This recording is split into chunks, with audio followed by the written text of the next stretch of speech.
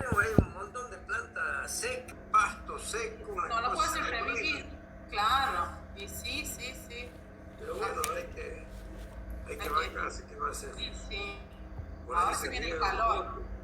Ahora se viene a full el calor. Hay que cuidarse.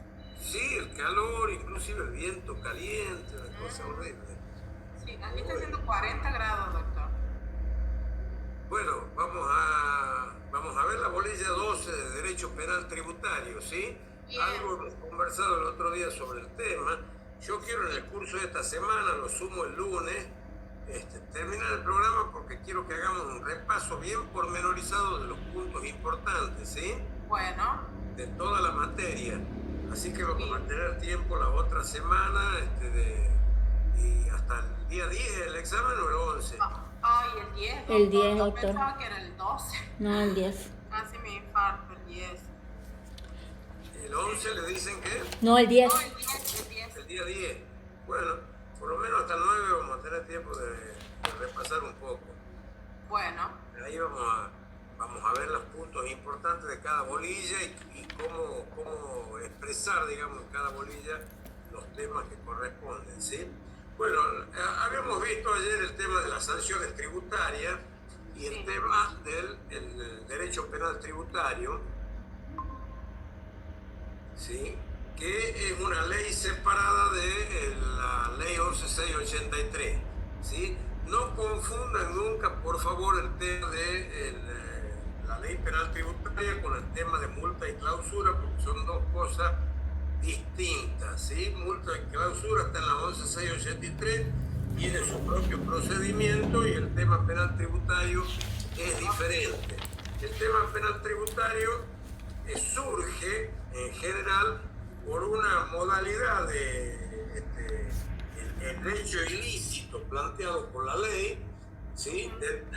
Determinado, detectado por el fisco, que va a ser denunciado por ante la justicia, y una vez que sea denunciado ante la justicia, bueno, el fisco continúa con la parte relacionada con la determinación del monto, ¿sí?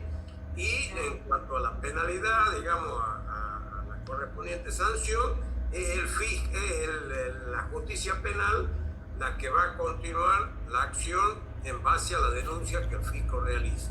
Y el denunciado tendrá la posibilidad de ejercer su defensa en los términos que lo habilita, tanto los aspectos relacionados con el derecho tributario como los aspectos relacionados con el derecho penal estrictamente, ¿sí? Bien. Doctor, le hago una consultita, disculpe, Sí. antes que usted siga. Nosotros justo hemos estado estudiando hoy el tema y aquí nosotros hemos puesto procedimientos fiscales. El decreto es 821/98. Cuanto al tema para desarrollar de los artículos. ¿Qué decreto es? ¿Del 98? 821/98. Apruébese el texto de ley 11683. ¿Y de qué tema trata? A ver, déjeme ver si lo veo acá en la... Ajá, por la duda, porque como está actualizada, y después el régimen penal tributario es la ley 26735. Ese sería que van en estas dos bolillas. La penal tributaria, la 24769, ¿sí? Ah, no, entonces esta no es la que... ¿No? ¿Usted está en la 23771? No, 26735, modifícase la ley 24769. Claro, la ley esa modifica, es decir, sigue vigente la 24769, nada más que se le han incluido algunos hechos tipificantes y se han modificado algunos hechos tipificantes. Particularmente se han modificado los valores, los montos. Justamente sobre este tema se ha generado algún debate de tipo jurisprudencial. ¿Por qué? Porque digamos, la ley penal tributaria, en el marco de su redacción de la descripción del hecho tipificante, no difiere sustancialmente sustancialmente de la descripción de los actos fraudulentos que están descritos en la ley 11.683.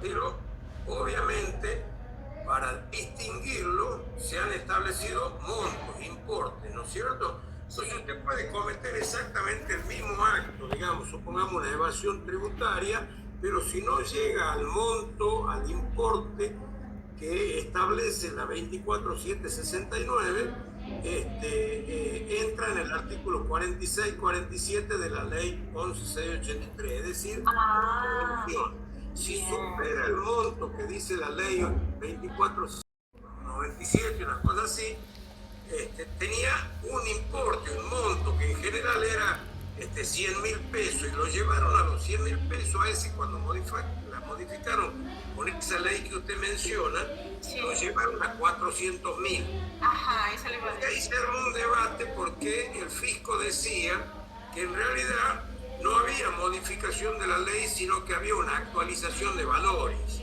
¿sí?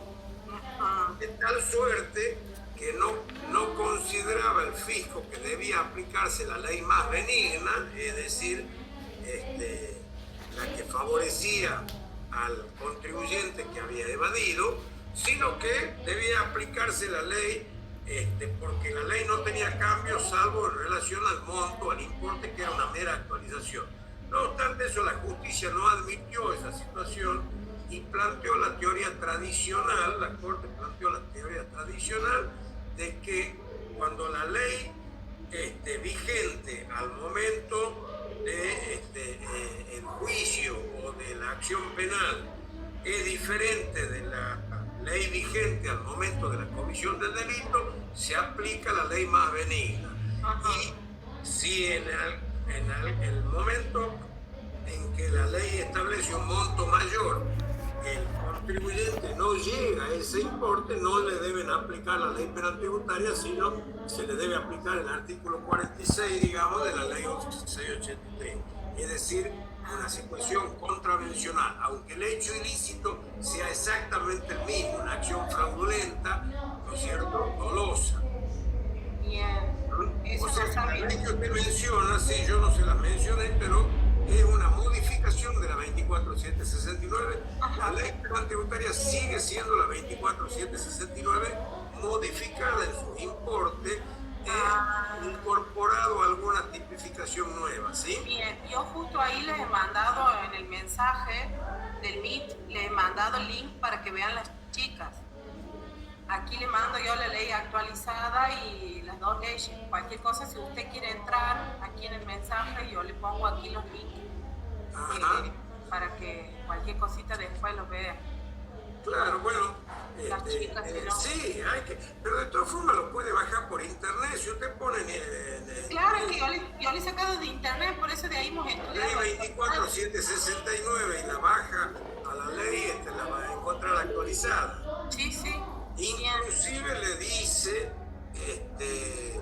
normalmente cuáles son los antecedentes legales, o sea, la ley que la modificó, etc. Claro, pero por ejemplo no sabía que en el caso, digamos, de que no entre los montos, por ejemplo, de la tipificación sea, no llegue, por ejemplo, el caso de los 400.000 va a la 11.863, no sabía. A la 11.683, claro. Usted le ganó al artículo 46, mire, yo se lo voy a leer para que ustedes vean el artículo 46 de la ley 11.683. Es interesante esto porque en definitiva pareciera, digamos, como que son dos cosas distintas y en realidad, en definitiva, la tipificación es la misma. Fíjese, si usted lee el artículo 46, dice: el que mediante declaraciones engañosas u ocultación maliciosa, sea por acción u omisión defraudar al fisco, será reprimido con multa, ¿sí? Bueno, veamos ahora la ley penal tributaria, la 24769. Dice: el que mediante declaraciones engañosas, ocultaciones maliciosas o cualquier otro ardido engaño, sea por acción u omisión, evadiere total o parcialmente, o sea, es exactamente lo mismo. Básicamente, la la acción básica es exactamente la misma, nada más que en el caso de la 11683 lo lleva a una sanción de multa, ¿sí?, de 2 a 10 veces el monto del tributo evadido, no hay pena de prisión. En cambio, en la ley penal tributaria, fíjese cómo termina el artículo primero de la ley penal tributaria, dice: evadir total o parcialmente el pago de tributo al fisco, siempre que el monto evadido excediere la suma de 400.000 pesos Sí. por cada tributo y por cada ejercicio anual. O sea, si usted evade 200.000 pesos en el impuesto a la ganancia y 201.000 pesos en el impuesto al valor agregado, no entra a la ley penal tributaria. ¿Por qué? Porque son dos impuestos distintos, ¿sí? Tiene que ser por cada tributo y por cada ejercicio anual, ¿sí? Usted tiene que haber evadido en el año 2020, supongamos, más de 400.000 pesos en el impuesto a la ganancia o más de 400.000 pesos en el impuesto al valor agregado. Si la sumatoria de los distintos impuestos que ha evadido da 400.000, no entra en la ley penal tributaria en este caso, ¿sí? Ahora sí, perfecto. Bien, la prisión, digamos que es la sanción que indica el artículo primero, será reprimido con prisión de 2 a 6 años, ¿sí?, por esa evasión que ha superado 400.000 pesos por cada tributo y por cada ejercicio anual, ¿sí? Sí. Bien. Cuando la evasión esa va a ser agravada y en vez de ser la pena de 2 a 6 años, va a ser de 3 años y 6 meses a 9 años. Al ser de 3 años y 6 meses, se considera que requiere prisión efectiva, ¿no es cierto? Porque al pasar de 3 años ya no hay la posibilidad, digamos, de una prisión en suspenso, sino tiene que ser prisión efectiva. Y por eso le han puesto 3 años y 6 meses a 9 años. Cuando el monto evadido pasa de los 4 millones de pesos, o sea, ya no estamos en 400.000, sino estamos en 4 millones de pesos. Igual, por cada tributo y por cada periodo fiscal, ¿sí? O sea que si usted está en 2 millones de pesos en cada impuesto, en distintos, y otra vez en 2 millones en otro impuesto, no entra en la agravada, entra en el artículo primero, que sería la de más de 400.000, ¿sí? Bien. Bueno, excederse de 4 millones lleva a la prisión agravada. Si hubieran intervenido personas interpuestas, ¿sí?, estamos también en una situación agravada, aunque el monto evadido supere nada más que 800.000. ¿Sí? Ese sería el caso del testaferro. ¿Qué ocurre? Cuando usted evade mediante un mecanismo por el cual hace una sociedad o pone una empresa, un testaferro que compra supuestamente una mercancía en nombre propio, pero en realidad no es de él, es un testaferro que compra. Cualquier mecanismo por el cual se interpongan personas de tal manera que el fisco no logre determinar exactamente quién es el responsable, si supera 800.000 pesos estamos en la evasión agravada, ¿sí? También estamos en la evasión agravada si el obligado utiliza exenciones, desgravaciones, diferimientos, liberaciones, reducciones y el monto evadido por tal concepto supera 800.000 pesos, ¿sí? Pues, acá entramos en un pequeño problema. ¿Por qué? Porque esta situación de las exenciones, desgravaciones, diferimientos, liberaciones o reducciones no son claramente definidas ni siquiera por la doctrina. Es decir, hay un entrecruzamiento de opinión en qué caso se trata de una liberación, en qué caso se trata de una reducción o de un diferimiento, una exención o una desgravación, ¿sí? Porque a veces una misma cosa puede ser una desgravación parcial, pero al mismo tiempo un diferimiento de pago, y lo vamos a encontrar además en distintos artículos, pero no importa. Empecemos por el inciso, inciso C, que lo van a ver repetido, digamos, a estas hipótesis en distintos incisos. ¿Qué es una exención? Una exención es una inclusión de determinadas personas, de determinados sujetos, ¿sí? O de determinados actos que no entran en la categoría de hecho imponible porque el legislador así lo impone. Si el legislador en la ley dice, y le nombro un párrafo que es real, digamos, de la ley del impuesto al valor agregado, ¿no es cierto? Los productos de panificación pagan IVA, como cualquier otro producto. Usted es panadero, compra la harina, paga harina más IVA, hace pan y vende pan más IVA, ¿sí? Pero el legislador ha exceptuado el pan común, ¿sí? Si usted fabrica media luna, si fabrica tortillas, si fabrica torta, paga impuesto a valor agregado. Pero por la parte que usted fabrique pan común, ese pan que compramos, ¿cómo se llama? El pan francés, o el sanguchero, será, no sé. Pero ese pan común no paga impuesto a valor agregado. Entonces, un panadero, ¿qué tiene que hacer? Le tiene que decir al fisco, he comprado 40 bolsas de harina, pero 10 bolsas le he utilizado para fabricar pan común y 30 bolsas le he utilizado para fabricar especialidades.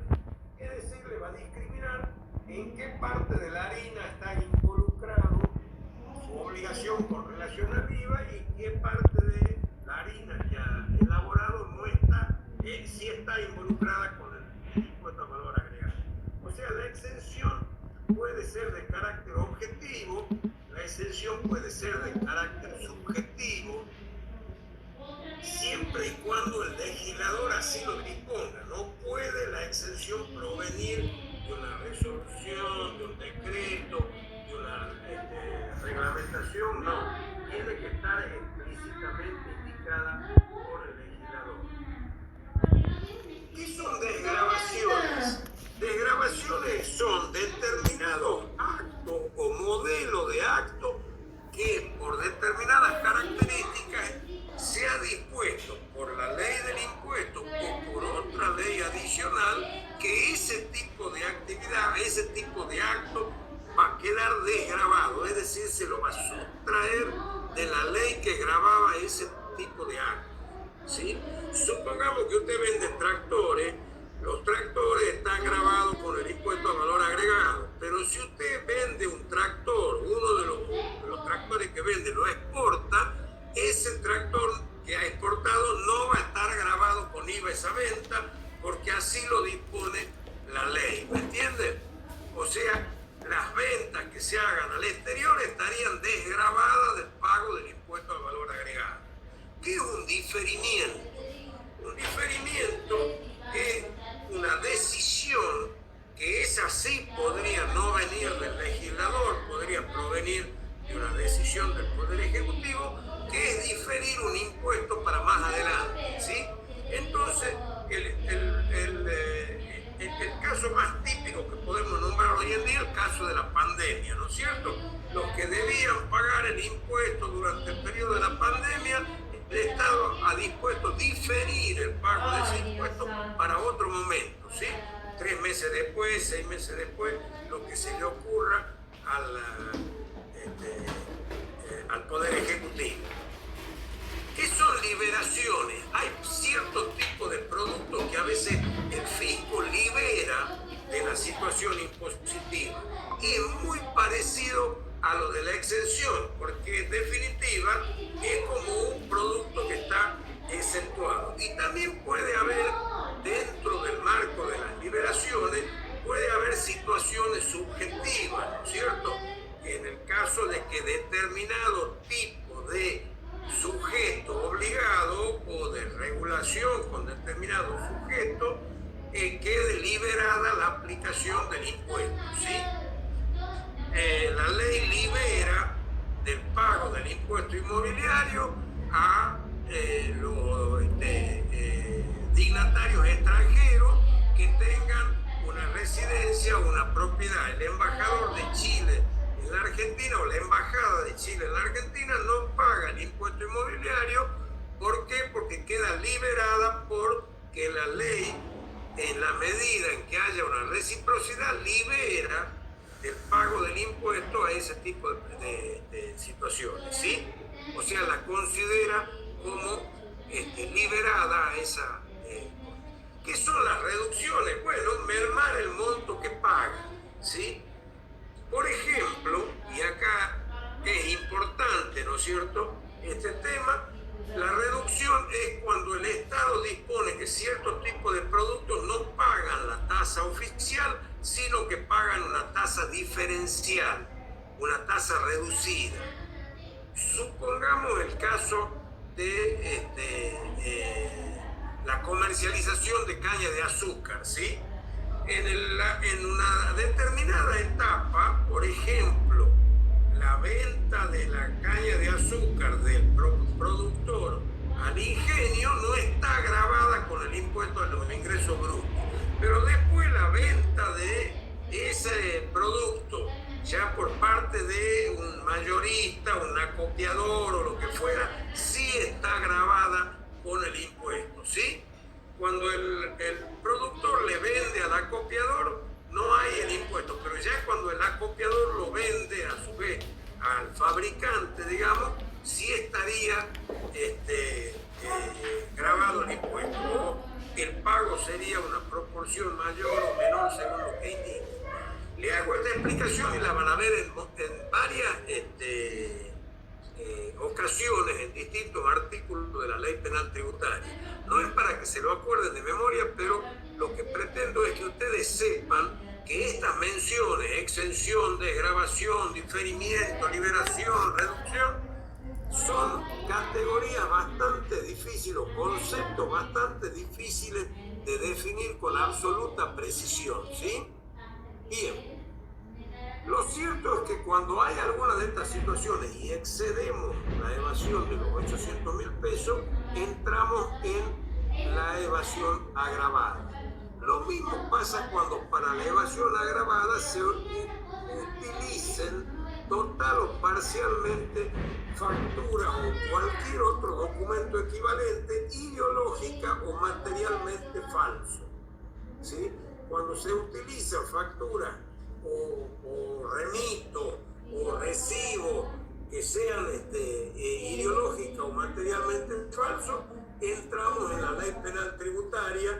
¿Por qué? Porque el fisco considera que ahí ya hay un ardid muy especial. En realidad hay que ver hasta qué punto el ardid podría darse de otra manera si no es por escrito, pero no importa. Lo cierto es que la utilización de documentación falsa, ¿sí?, sea falsedad material o sea falsedad ideológica, nos lleva a la evasión agravada. Esa es la tipificación básica de la situación de la evasión. Ahora, en algunos casos se da una evasión por otras circunstancias. El contribuyente se aprovecha, ¿sí?, de un subsidio que la ley otorga a determinado tipo de productores y en realidad no le corresponde la utilización de ese subsidio, ¿sí? Pero acá la ley vuelve a mencionar reintegro, recupero, devoluciones, ¿sí?, o cualquier otro subsidio nacional, provincial o de la Ciudad Autónoma de Buenos Aires. Es decir, cuando los beneficios que otorga el legislador o cierta normativa establecida por el régimen del Poder Ejecutivo, ya sea para la exportación o para la producción de determinada cantidad de bienes o tipo de bienes o regiones y demás, estaríamos en una situación agravada. ¿Por qué digo agravada? Porque también la penalidad de 3 años y 6 meses a 9 años. Me estoy aprovechando de un subsidio que no me corresponde, ¿sí?, o de un reintegro. ¿Qué quiere decir la palabra reintegro? Quiere decir que el Estado le va a devolver el exportador, por ejemplo, en la cadena de producción ha pagado impuestos que después el Estado le devuelve porque el producto final lo ha exportado. Y en consecuencia, para evitar exportar impuestos, el Estado le devuelve los impuestos que ha pagado internamente, ¿sí? Bien, ese tipo de devoluciones o reintegros, cuando son utilizados indebidamente porque no me corresponde, es decir, supongamos que yo soy un empresario que exporta una cantidad, pero después falseo los datos y planteo que he exportado el 100% de la producción y en realidad he exportado el 50% de la producción. Bueno, si se detecta eso, es un uso indebido de ese mecanismo de reintegro que la ley ha establecido, ¿sí? Me he aprovechado de un subsidio, de un recupero que no me correspondía y en consecuencia estoy en una situación agravada, siempre y cuando en el ejercicio anual supere 400.000 pesos. No traten de acordarse de memoria, porque yo entiendo que si usted en el examen dice supere determinada suma, está bien. ¿Por qué? Porque la suma puede ser cambiada por cuestiones meramente inflacionarias, ¿sí? Ya esta ley ha quedado chica en relación al proceso inflacionario de los últimos 2 años, ¿me entienden? En consecuencia, no hace falta que tengan una memoria absoluta sobre los montos que la ley establece, ¿sí? Bien, también pasa cuando me aprovecho de beneficios fiscales y acá volvemos a entrar en el problema. ¿Por qué? Porque volvemos al tema de desgravación, diferimiento, liberación, reducción, reintegro o recupero o devolución tributaria. O sea que las hipótesis son exactamente las mismas.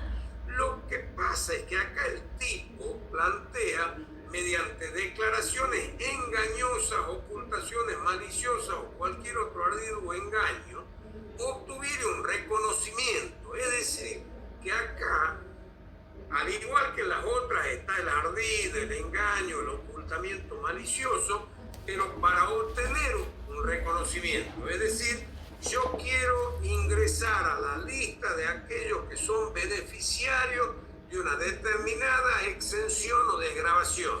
Y entonces hago todo el trámite como si yo fuera un productor de una región provincial que está desgravada o tiene un impuesto diferido. En realidad no produzco nada en esa región ni nada, pero bueno, fraudulentamente he puesto como domicilio un galpón de esa provincia para aprovecharme de esa desgravación, hago todo el trámite y obtengo el reconocimiento, la certificación o la autorización. Ahí está el tema en relación a los beneficios fiscales. ¿Estamos hasta acá de acuerdo? Bien. Entremos en otro tipo penal que es la apropiación indebida de tributos, ¿sí? Acá nos estamos refiriendo al agente de retención o de percepción, también a veces llamado de recaudación, ¿sí? De tributos nacionales, provinciales o de la ciudad de Buenos Aires, que no depositare total o parcialmente dentro de los 10 días hábiles administrativos el tributo retenido o percibido. Acá el caso típico que podemos dar como ejemplo es a veces el de los escribanos, ¿no es cierto? Que la ley le dice al escribano, cuando usted formaliza a través de una escritura o de una certificación de firma un instrumento, reténgale al que paga tal cifra y deposítela dentro de los 10 días en el fisco que corresponde, ¿sí? Y por ejemplo, a lo mejor el escribano no lo hace. Lo mismo puede pasar con un industrial o un mayorista que ha sido declarado agente de percepción o agente de retención, no retiene el dinero. Ustedes van a ver, por ejemplo, que si ustedes tienen que cobrar una suma determinada, supongamos que usted tiene, qué sé yo, una despensa, un supermercado, un contribuyente cualquiera, y le vende al banco determinada cantidad de productos, ¿sí? Para el refrigerio de los empleados del banco. Cuando el el banco le pague, no tenga ninguna duda que el banco va a practicar una retención. Si le tenía que pagar 10 pesos, le va a pagar 9.50 y los otros 50 se los va a retener para ser depositado al fisco, ¿sí? En nombre de que ha sido declarado agente de retención, por supuesto, ¿sí? En algunos casos, el agente de percepción, ¿ustedes saben en qué se diferencia el agente de percepción del agente de retención? No, justamente eso le quería preguntar, doctor. Bueno, el agente de retención retiene, es decir, yo le tengo que dar a usted 10 pesos, pero le retengo 50 centavos o 10 centavos, lo que diga la ley, para depositárselo al fisco. En nombre suyo, por supuesto, pero le retengo. Agente de percepción es aquel que le percibe. Usted me tiene que pagar a mí 10 pesos y yo le voy a exigir que me pague 10,50 u 11 porque el fisco me obliga a percibirle una suma adicional de lo que usted me tiene que pagar. No estoy reteniendo, sino estoy percibiendo. Usted me tenía que pagar porque me debía nada más que 10, pero me va a tener que pagar 11 porque el fisco me ha designado agente de percepción. ¿Y a quién se suele denominar? Se denomina, en general, agente de recaudación a los bancos. ¿Por qué? Porque el fisco le dice a los bancos, de toda la plata que le entre a usted en la cuenta corriente, recaude un 1%, un 2%, lo que fuera, para el fisco. Y después el que realmente le correspondía pagar, lo tendrá como un anticipo de pago, y al que no le correspondía pagar, que reclame la diferencia. Pero el banco, toda la plata que entra al banco retiene, recauda para el fisco, ¿sí? Es una modalidad bastante perversa, por cierto, pero es la que le ha permitido al Estado obtener de alguna manera, con muchísima facilidad, obtener la posibilidad de recaudar impuestos mucho más fácil. ¿Por qué? Porque uno está bancarizado, no tiene forma, usted el día de mañana va a cobrar honorario, y cuando cobre honorario, sí o sí, le depositan en el banco y el banco le va a retener de los honorarios los impuestos por los cuales está obligado a recaudar en nombre del contribuyente al que le han depositado, ¿sí? Obviamente la ley hace una referencia. Cuando uno se pasa 10 días y no ha depositado el dinero, o cuando supera 40.000 pesos por lo menos, ¿sí? Cuando la retención es un monto menor o la recaudación es un monto menor, no tiene mayor importancia, ¿sí? La ley acá no aclara si se trata de la totalidad de los montos que tuviera a recaudar o de la totalidad por cada cliente, por cada caso por el cual haya percibido. Pero bueno, lo importante es que ustedes recuerden que en el caso de que un retenedor, un recaudador o un perceptor se apodere del dinero que debió depositar a los 10 días, que no lo haga y que se trate de más de 40.000 pesos, está en la evasión y está reprimido con una prisión de 2 a 6 años, ¿sí? Bueno, los delitos que plantea la ley 24.769 no son solamente los relacionados con los impuestos, con los tributos en general, sino también con los de la seguridad social, ¿sí? Todos los recursos de la seguridad social, ustedes saben que comprende normalmente el aporte que hace el empleado, el patrón le retiene una parte de su sueldo, y las contribuciones que hace el empleador a el organismo de la seguridad social, ¿sí? Cuando una persona, cuando un contribuyente, un empleador en este caso, ¿sí?, que tiene que retenerle al empleado y al mismo tiempo hacer el aporte que le corresponde a la seguridad social, no lo hace, va a tener una prisión de 2 a 6 años. Eso dice la evasión simple en el caso de la seguridad social. Obviamente, si el monto total de lo que no ha ingresado al Estado supera los 80.000 pesos en cada mes. Ustedes saben que el sueldo se paga una vez al mes y obviamente la percepción, la retención al empleado y el aporte patronal tiene que estar hecho dentro del periodo de la fecha de vencimiento correspondiente a los pagados en concepto de salario del mes anterior, ¿sí? Si supera los 80.000 pesos por cada mes, está dentro de la evasión simple del sistema tributario, del sistema previsional, ¿sí? Y va a ser agravada esa evasión y va a ser penalizada con 3 años y 6 meses a 9 años cuando el monto evadido supere 400.000 pesos por cada mes, ¿sí? O también cuando hubieran intervenido personas o personas interpuestas para ocultar la identidad del verdadero sujeto obligado, ¿sí? Este último punto, personas interpuestas, ¿qué quiere decir esto? Yo, por ejemplo, en vez de tener, supongamos que tengo una cortada de ladrillo, y en vez de pagarle a los obreros que trabajan en la cortada de ladrillo y tenerlo debidamente registrado como corresponde, fraudulentamente hago como si existiera de los obreros mismos una cooperativa y ellos entonces trabajan para la cooperativa, ¿sí? Yo contrato a la cooperativa y la cooperativa pone sus obreros. En muchos casos estas cooperativas en realidad no existen, no hay papeles, digamos, se han inscrito originariamente en el Instituto Nacional de Acción Cooperativa, pero nunca han hecho absolutamente nada. Y si usted le pregunta a alguno de los obreros, ni sabe que existe la cooperativa.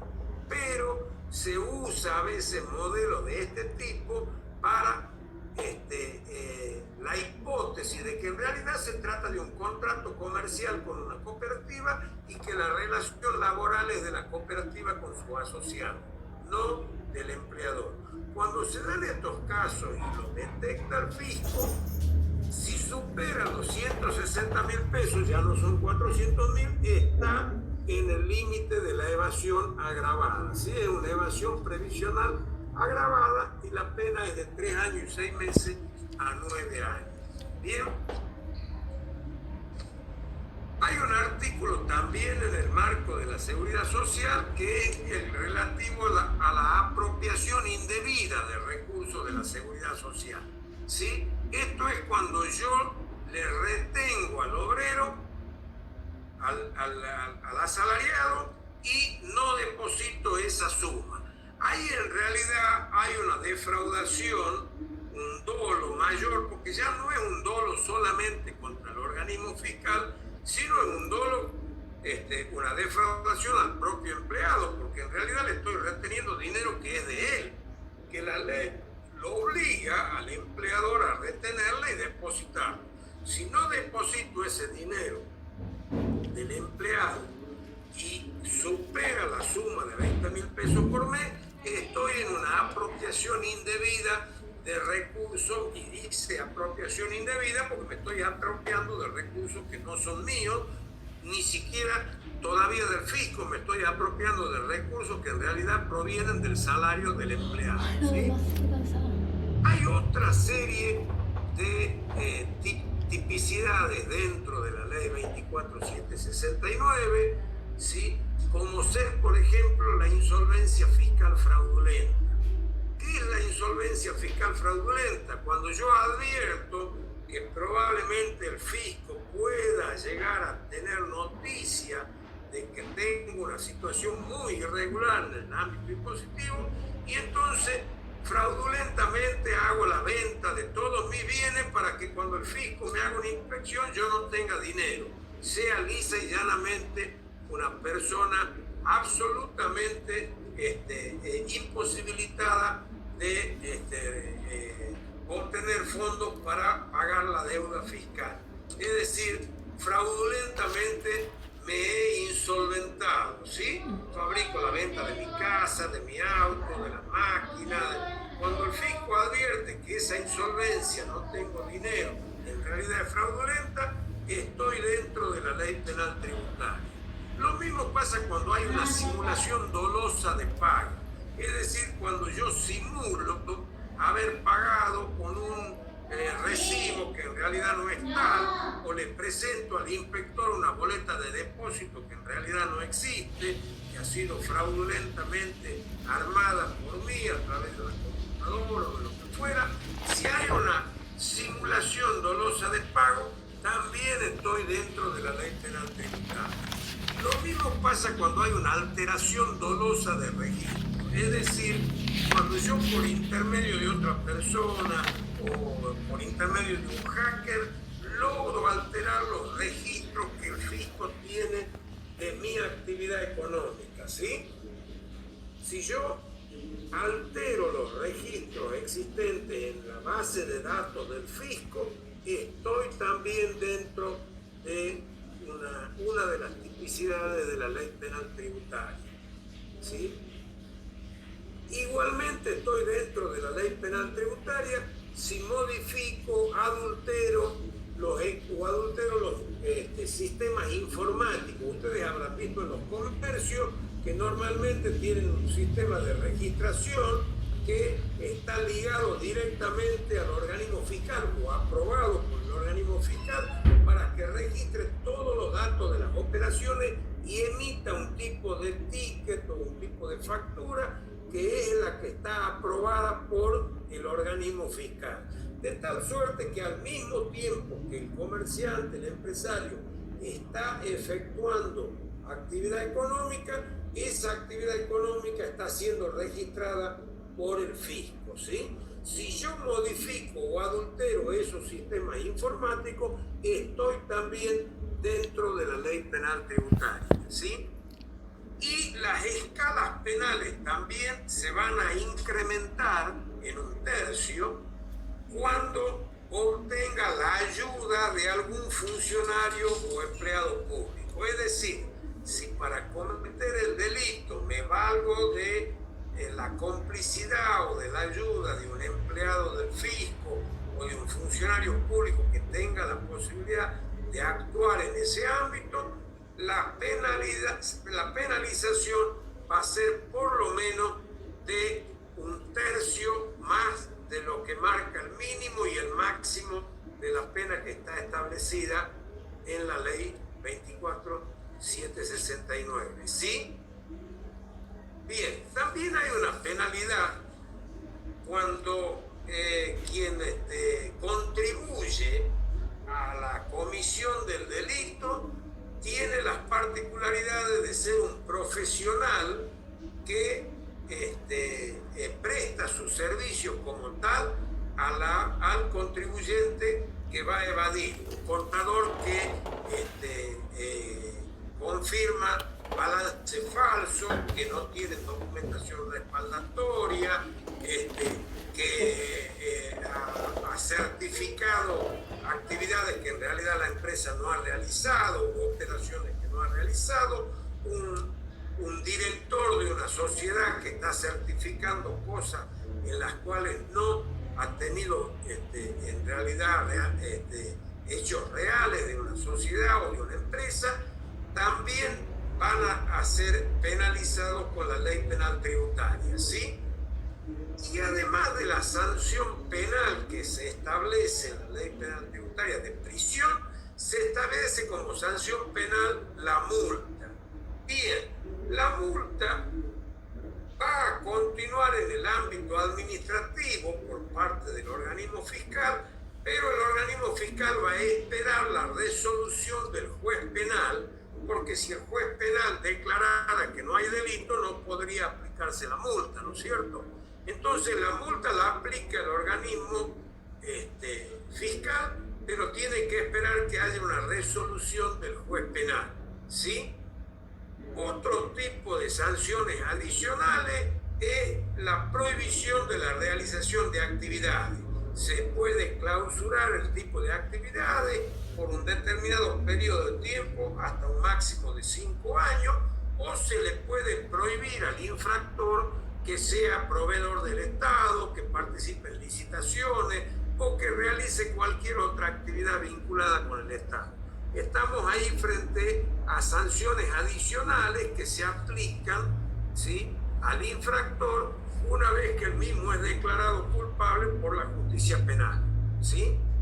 Bien, También los profesionales, por cierto, van a ser penalizados con una inhabilitación especial por el doble tiempo de la condena que le corresponde si han contribuido de alguna manera a pergeñar el ardid o el fraude contra el fisco. Bien, hay un artículo relacionado en la ley con la fuga del proceso. Es probablemente una pregunta de examen. ¿Qué significa la fuga del proceso? Fugar del proceso es que mediante una acción que genere el responsable de la evasión del delito queda fuera de la acción penal. Originariamente en la ley 23.771 e incluso en la ley 24.769 en su primera versión, la fuga del proceso podía darse hasta antes de que se hiciera la denuncia penal por parte del fisco. Es decir, cuando me inician la inspección, advierten de que yo estoy en una situación comprometida, el fisco se va a disponer a realizar la denuncia y yo acepto lo que el fisco dice y voy y pago lo que debía haber pagado bajo la modalidad que realmente debía pagar y yo fugaba del proceso. Actualmente la ley 24.769 también admite una fuga del proceso, pero solamente cuando ese pago se hace antes de que se inicie la inspección o la denuncia por la evasión tributaria. Es decir, si ya me han denunciado o el fisco ya inició al contribuyente una inspección, ya no puedo fugarme del proceso por el mero hecho del pago. ¿Sí? Ya me voy a ver obligado a afrontar el proceso de la evasión y eventualmente la condena si es que así lo dispone la sanción o la sentencia definitiva. ¿Ok? La fuga del proceso tenía la particularidad de que permitía a aquel que estaba en una situación irregular regularizar la situación en un momento determinado. Pero ahora esa posibilidad de regularización ha quedado acotada a que sea antes de la denuncia o antes de la inspección. ¿Sí? Bien. ¿Cuándo formula la denuncia el organismo fiscal? La FIP va a formular la denuncia cuando haya realizado la determinación de oficio y esa determinación le muestre que el monto evadido o que las circunstancias en las cuales se ha evadido o que en la conducta descrita en alguno de los tipos penales es la que ha incurrido el infractor y por lo tanto cuando tiene la certeza de esa situación, ha labrado el acta, supongamos que vienen al contribuyente, verifican la nómina de su empleado y advierten de que no hay pago a la seguridad social en el último año y supera ampliamente el monto que dice la ley penal tributaria. Una vez labrada el acta, una vez conformada por los inspectores, supervisores, la elevan a la autoridad fiscal, es decir, la elevan al juez administrativo y el juez administrativo con todos esos datos hace la denuncia penal, ¿sí? De esa o de cualquier otra tipicidad que se advierta, ¿sí? Y en consecuencia el fisco se libera en ese momento, ya no actúa desde el punto de vista sancionatorio, sino continúa su actividad en la parte administrativa para determinar el monto de la deuda, cuánto es lo que está debiendo, cuántos serían los intereses, cuánto sería la multa según la ley 11.683 y para aplicar la multa va a esperar la resolución de la justicia penal. Para el cobro de la deuda, sus intereses punitorios y compensatorios, no. Una vez que está determinada la deuda, inicia la ejecución fiscal y no necesita, porque la deuda existe en la medida en que existe una determinación fiscal.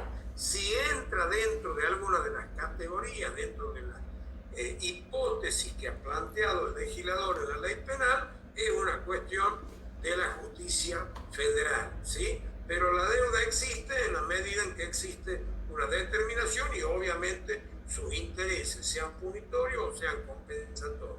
Y en consecuencia, la autoridad administrativa inicia el proceso ejecutivo para el cobro de la deuda.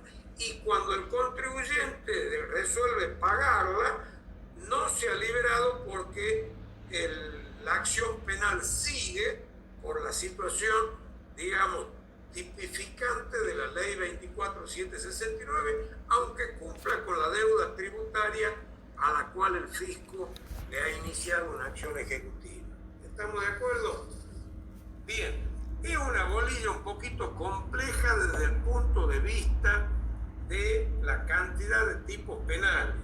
Pero si ustedes se acuerdan de mencionar en general la conducta típica, ardid, engaño, fraudulentamente, ¿sí? Acción u omisión, ustedes acuérdense de las acciones típicas. Acuérdense también de que hay un monto mínimo para alcanzar el umbral de la ley penal tributaria. Si no se accede a ese monto mínimo, seguimos estando en la 11.683, es decir, en la ley de procedimiento tributario. Si se excede ese mínimo en un determinado límite, entramos en la hipótesis agravada. Si ustedes tienen en cuenta eso, ustedes tienen el aspecto central de toda la tipificación de la ley, ¿sí? ¿Me siguen hasta ahí? Y después, ¿qué es lo que tienen que acordarse? Que hay una evasión simple y una evasión agravada para el tema impositivo, y que siempre es por cada impuesto y por cada periodo. Y que también hay una evasión simple y una evasión agravada cuando se trata de evasiones de tipo previsional, ¿sí? Y que también hay una evasión cuando se trata de agentes de retención o de percepción o de recaudación que no cumplen con el mandato de recaudar, percibir o recaudar en el término de 10 días desde que han retenido o percibido. Si a partir de ahí ustedes hacen mención a que hay otras penalidades, el caso de los profesionales que coadyuvan, los directores de las sociedades, siempre y cuando hayan participado obviamente en la decisión de la sociedad o en la actividad fraudulenta, ¿no es cierto? Si hay un director que nunca participó, bueno, no tiene una sanción penal, obviamente. Puede sí llegar eventualmente a ser solidario en la deuda, pero no tiene en su contra una acción penal porque no tiene ninguna participación en el acto fraudulento. Bien, si ustedes después de lo que yo les he dicho se acuerdan de cómo actúa el fisco, ¿sí? El fisco inicia una determinación o una inspección, advierte que los montos o las acciones típicas estarían dentro de del contexto de la ley penal tributaria, entonces por un lado el fisco sigue con determinar la deuda y por el otro lado eleva al juez administrativo, a la autoridad fiscal, para que haga la denuncia penal. Y entonces ahí ya se abren dos carriles, el de la denuncia penal y el de la determinación exacta del monto de deuda. ¿Me interpretan ustedes? Simplifiquen la bolilla de ese modo. No traten de aprenderse de memoria todos los tipos, todos los montos, todas las tipificaciones de la ley, porque se le va a complicar, ¿me entienden? Sí, sí.